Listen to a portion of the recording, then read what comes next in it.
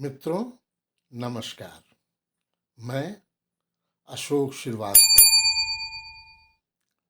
Multi meaning Hindi शब्दों की श्रृंखला में आज हम शब्द अधिकार और अपना, अपने, अपनी शब्दों के विभिन्न प्रयोगों को देखेंगे। हिंदी में ये शब्द एक मालूम पड़ते हैं, लेकिन इनका अर्थ अनेक होता है और अंग्रेजी में उनके लिए अलग शब्दों का प्रयोग कर अनुवाद किया जाता है। तो देखिए कि किस प्रकार से हम शब्दों का प्रयोग करते हैं।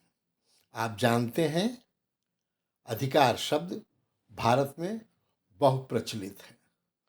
मौलिक अधिकार, सूचना का अधिकार, शिक्षा का अधिकार और घर में विभिन्न सदस्यों का अलग अलग अधिकार, समाज में जनता का अधिकार आदि विभिन्न प्रकार के अधिकारों के लिए अलग अलग शब्द प्रयोग होते हैं। तो आइए आगे बढ़ते हैं। आज का हमारा पहला शब्द है अधिकार। अपने नागरिक और राजनीतिक अधिकारों को जानो। Know your civil and political rights. Bharat में हर नागरिक को कुछ मौलिक अधिकार प्राप्त हैं।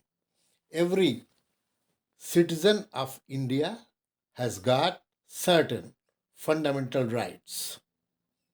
अब तो हर बच्चे को शिक्षा का अधिकार भी मिल गया है। Now, every child has also got right to education. हमारे सभी अधिकारों में वोट देने का अधिकार हमारा सबसे महत्वपूर्ण है। Of all our rights, right to vote is most significant. हमारे राष्ट्रपति के पास कोई असाधारण अधिकार नहीं है।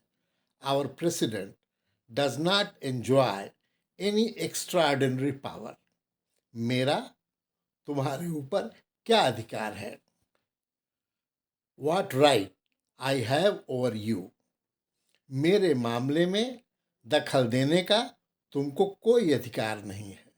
You have no right to meddle in my affairs. जिला अध्यक्ष को यह अधिकार प्राप्त है। The district magistrate has this right. Party अध्यक्ष को नया मुख्यमंत्री चुनने का अधिकार दिया गया है। The party president has been authorized to choose the new chief minister. मेरे अधिकार को पूछने का आपको कोई अधिकार नहीं है। You have no right to question my authority. यह मेरे अधिकार क्षेत्र से बाहर है। This is beyond my authority. Police को किसी को भी गिरफ्तार करने का अधिकार है। The police has the power to arrest anyone. मैं भूगोल पर अधिकार प्राप्त करना चाहता हूँ।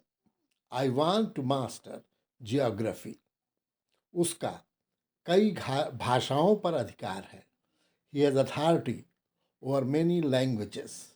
फिलहाल वह मकान चाचा जी के अधिकार में है। For now, that house is in the possession of uncle. वह जबरन उस जमीन पर अधिकार करना चाहता था। He forcibly wanted to occupy that land.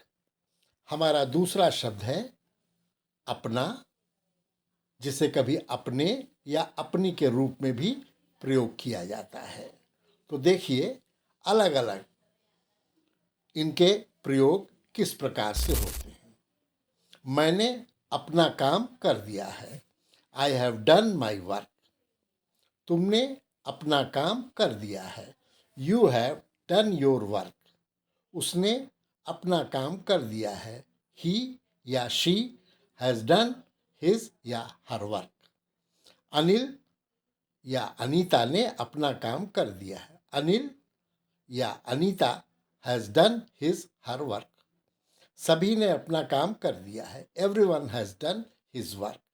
हम लोगों ने अपना काम कर दिया है। We have done our work. उन लोगों ने अपना काम कर दिया है। They have done their work. किसी ने भी अपना काम नहीं किया है। Nobody has done his work.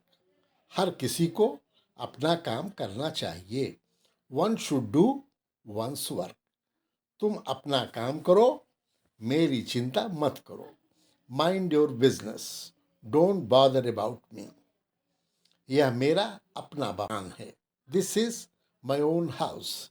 यह सब कुछ मैंने अपनी आंखों से देखा और अपने कानों से सुना। I saw all this with my own eyes and heard it with my own ears. मैंने उसे अपने बचाव में मारा। I hit him in my self defence. वह अपना नियंत्रण कभी नहीं खोता। He never loses his self control. सभी अपने स्वार्थ का पहले ख्याल करते हैं। Everyone thinks first of his self interest. बच्चे ने अपने आप से चोट लगा ली। The child hurt itself. यह शहर अपने आप में ज़्यादा बड़ा नहीं है। This city is not large in itself. यह बात आप अपने आप तक ही रखिएगा। Keep this to yourself only. तुम सभी अपने अपने घर जाओ। All of you go to your respective homes. अपने आप में यह बहुत मामूली बात है। In itself it is a trifle matter. आज का कोटेशन है, the planet earth has enough for everyone's needs but little for everyone's greed.